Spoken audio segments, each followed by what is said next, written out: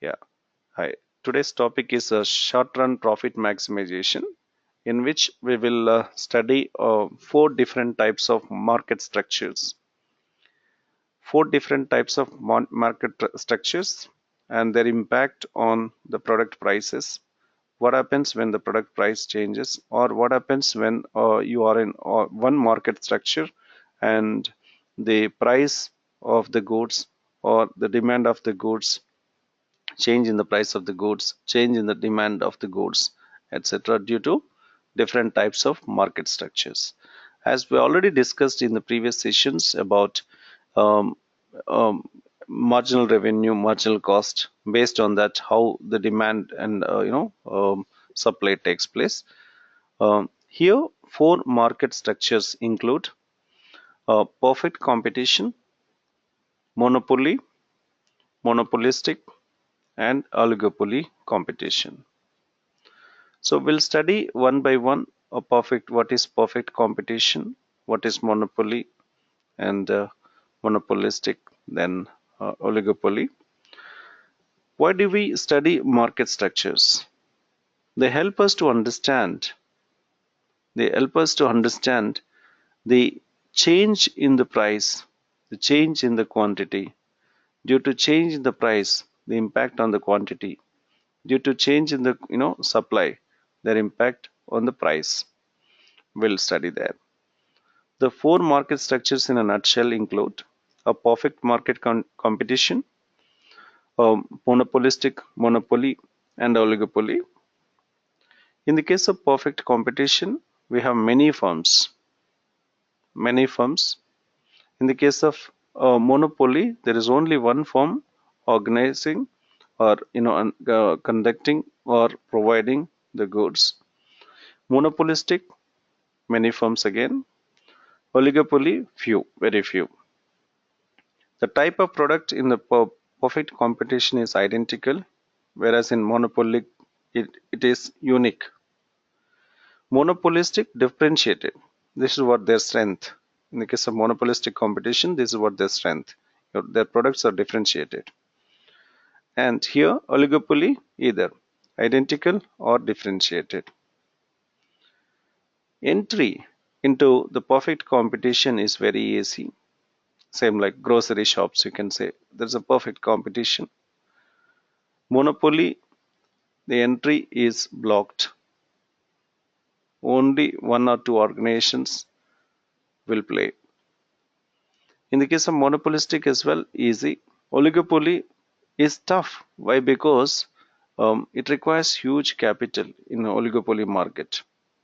Heavy capital is required, like mines, okay, airlines industries, gold mines, oil exploration, etc. Examples here: perfect competition like commodities, monopoly like electricity, water supply, etc. Monopolistic, your brands.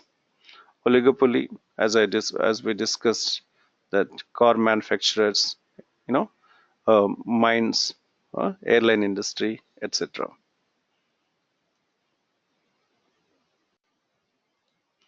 Yeah, here four market structures can be number of firms. In the case of monopoly, one firm placed in the market, it plays with the market, like water, cable television, etc.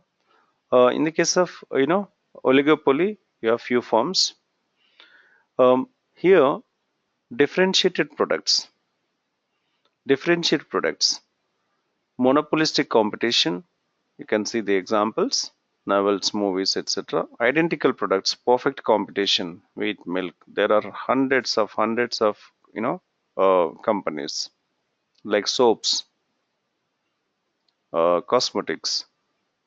The perfect competition. What happens in the case of perfect competition? For perfect competition, you will have rivalry. It is a highly competitive market. In the case of highly competitive market, one firm try to grab the business of the others by selling more. To sell more, they use different tactics. It's a perfect competition between the firms. In the perfect competitive market, many buyers, many sellers. Both buyers and sellers are price takers. So obviously, when there are many sellers, they will try to sell more goods by playing with the price. At the same time, whatever the buyers have many sellers, so their negotiation power will increase.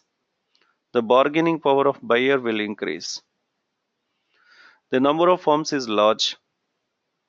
There are no barriers to entry. Any firm at any time can enter. The products are identical. You see Colgate toothpaste, you see Colgate toothpaste in the other shop. All right. So there is a pure competition there. And there is a complete information about the market. There is no hidden factor like cartels. In the case of cartels, you will have hidden factors. And firms are always profit maximizers. So always they try to grab the market to get maximum profit. That's the reason why we call it as perfectly competitive market. Both buyers and sellers are price takers here. A firm, a firm who wants to take the market of the other firm, always they play with the price. If the price is reduced to some extent, automatically the sellers will, the company will attract the buyers. The case of monopoly. Monopoly is a price setter. There is only one industry like electricity. But what happens in the case of monopoly, if the price increases, the quantity demanded will decrease. If you increase the price just because you are a monopoly in the market, the quantity demanded for the product will decrease. All right. This is what? It's an opposite of perfect competition. If you decrease the price, the quantity demanded will increase. Monopolistic. Monopolistic. In the case of monopolistic market, you will have few firms, but the products are differentiated. You have dealers. Dealers have different products, not the same, not the unique, not identical. Okay, so it's an imperfect competition, you can say. In the imperfect competition, again, you will have monopolistic competition and oligopoly. Monopolistic competition, you have many buyers, many sellers, but the products are differentiated. A soap is not a soap, same soap everywhere, but products are different. iPhones, Samsungs, both are mobile phones. They have some differentiation. Okay, and entry and exit, no barriers. At any time you can enter into the market. At any time you can exit from the market. The examples of monopolistic competition include software, restaurants, bookshops, CDs, etc. So you'll have many buyers here, many sellers, same like a perfect competition. And in the case of here oligopoly, it is this business, this kind of market will have a small number of firms, but with a good strategy, long term. And in this market, heavy investment is required, heavy capital is required. Therefore, always you will have a strategic planning. And here,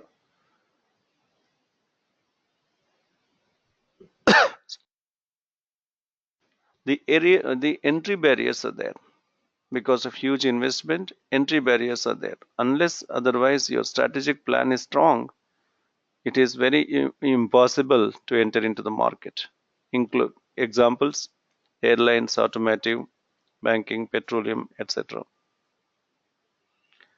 Oligopoly, you have few firms. Monopoly, only one firm. Perfect competition, many firms. Monopolistic, or many firms, and four structures we studied now. What is this cartel? Cartel means some firms, two or more firms, you know, purposefully, collectively, there will be a collision among these manufacturers or dealers. They maintain the price by creating an artificial shortage of the goods. They restrict the market. They restrict the market by restricting the competition. So there will be no competition between these two industries for some time being. They create an artificial market and release the goods. Okay, that is called cartel.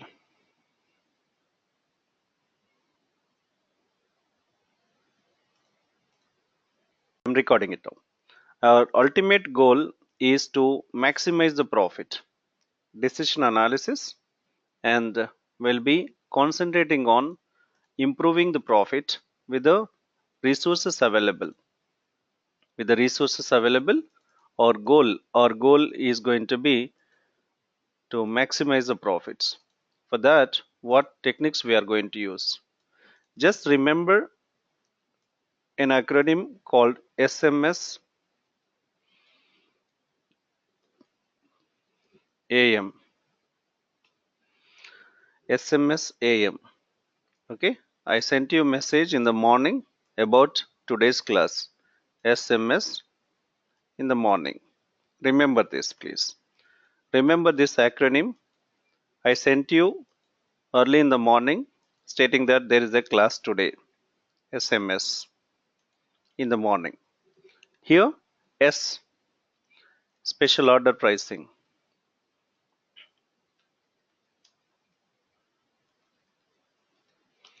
M, make or buy. So you are taking decisions on special order pricing, make or buy, sell or sell, or further process. Okay, add or drop a segment or a product, add or drop, and maximize contribution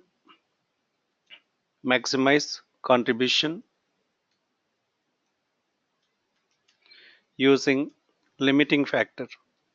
A limiting factor is, scarcity factor which is not available in your resources. Therefore, using the limiting factor, you maximize the contribution.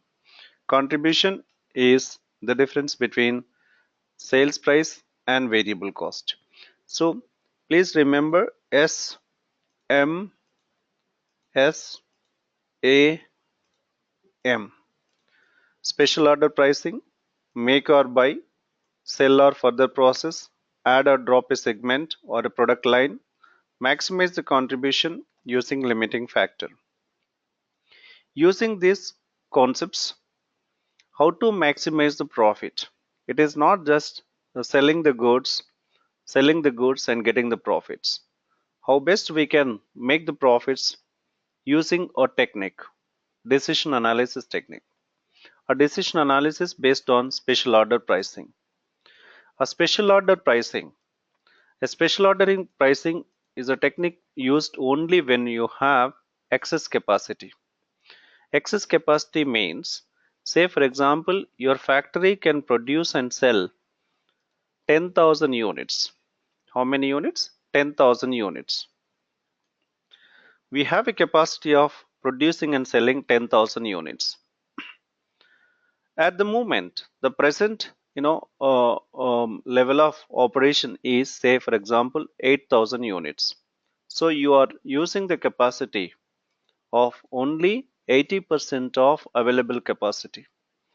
At the moment, you are producing and selling 8,000 units. Why this capacity is not used? There is no market, or we do not have marketing resources.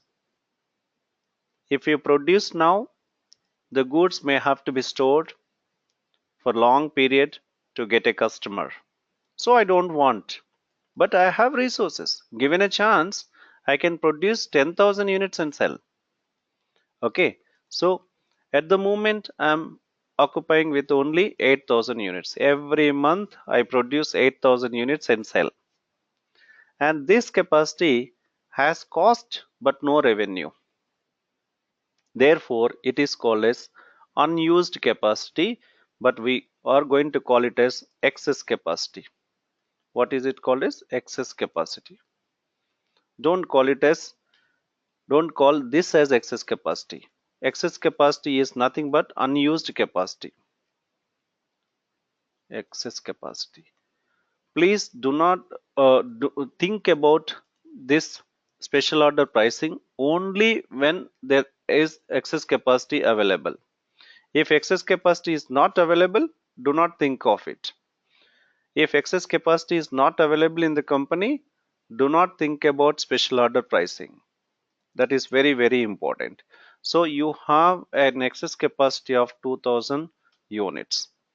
Given a chance, given a chance, if you get an order from the government, if you get an order from the foreign customer, if you get an order from one time order, as long as it is not crossing 2000 units, you will always entertain the order because you have got an excess capacity. How you accept the order? Let me tell you. Say for example, the entire fixed cost at this capacity level, fixed cost at this capacity level is, say for example, $160,000. $160,000, and variable cost per unit is say $50. $50. Now at this moment my average total cost is $160,000 plus 8,000 units, $50 into 8,000 units. At the present capacity, this is the operating capacity. Okay, so my total cost is 160,000 plus 40,000, 400,000. 160,000 plus, yes, 8,000 units times $50. Yes, 400,000. So total cost is $560,000, and my price per unit will be $560,000 divided by 8,000 pieces which I am producing and selling at the moment. My total cost here is 70. Okay, and I'm adding a profit of a margin of say $50. So my selling price will be $120. $120. Now, what about this 2000 units? I'm happy here. 8,000 units I'm producing and selling. I'm recovering my total cost. My fixed cost is recovered. I am paying rent for this entire capacity, but I am recovering the entire capacity cost from only 8,000 units at the moment. No worries, I'm happy. But if you get any order for this 2000 units, will you accept or not? That's an issue. So, based on this information, based on the prices which you are going to get by a special order, you will take a decision whether to accept or not. At the moment, listen carefully. You have a fixed cost of 160,000. You, you have a variable cost per unit of $50. The total average cost is 560, and each product you are spending around $70, expecting a profit of $50 per unit, and you printed the barcode of your products as $120 selling price. Now there is a special order. Now there is a special order for, say for example, $100.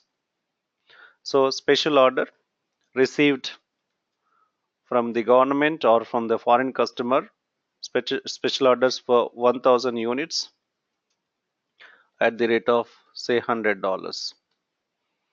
Okay, $100. Will you accept or not? Yes, of course I will accept. Why? Because first thing what you need to see is whether these 1000 units are there within the excess capacity or not. Yes, because I have an excess capacity of 2000 units, but my special order requirement is only 1000 units. Yes, I will accept it. The second important point is what is the price of the special order?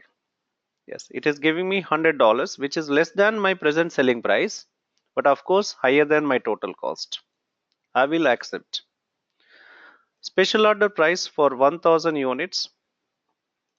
Special order price. This is second scenario. First scenario, you said yes. Second scenario, special order price for 1500 units at the rate of 100. Of course, yes, because 2000 units, the order is for only 1500. As long as this special order, okay, is within this limit, it is not disturbing this 8000 units, because there I am getting $120.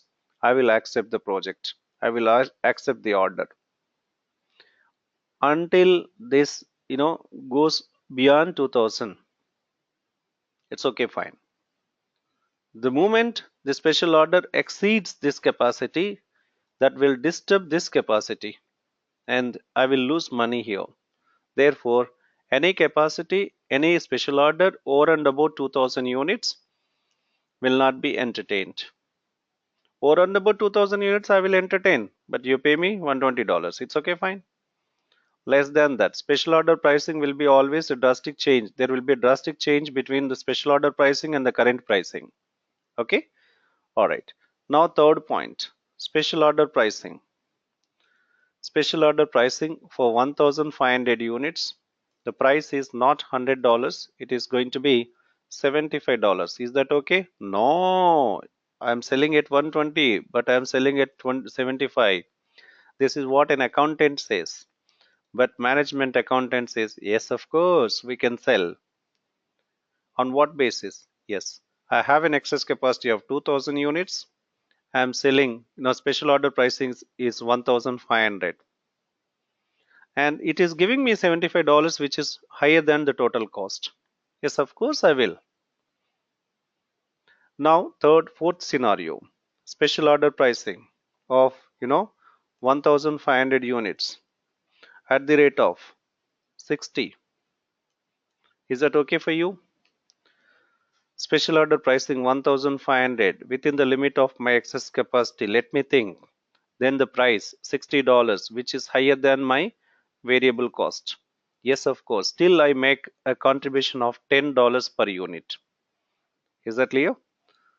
It's fine. I will. Special order price of 1500 units at the rate of 49. No, I will not accept. I will not accept this because it is not covering my variable cost. Of no use buying, of no use accepting the special order. Special order price. Special order price of 2500 units. 2500 units at the rate of say 110. No way. I will not accept this. Why? 2500 is out of my capacity level. I can give 2000, but not that. So in that case, what you'll have to tell the customer is that I will give you 2000 units at the rate of 110, but the remaining 500 units at the rate of 120. He will laugh at you because mostly when a buyer gives you highest order, large order, the price should reduce, and you are telling in reverse the other way that I will sell 2000 units at the rate of 110 and remaining 500 units at the rate of 120. You will not understand your concept, and it doesn't work out. It is disturbing your excess capacity, or your existing customers may demand the goods on time. So your present market is not to be disturbed. Only play with 2000 units, please.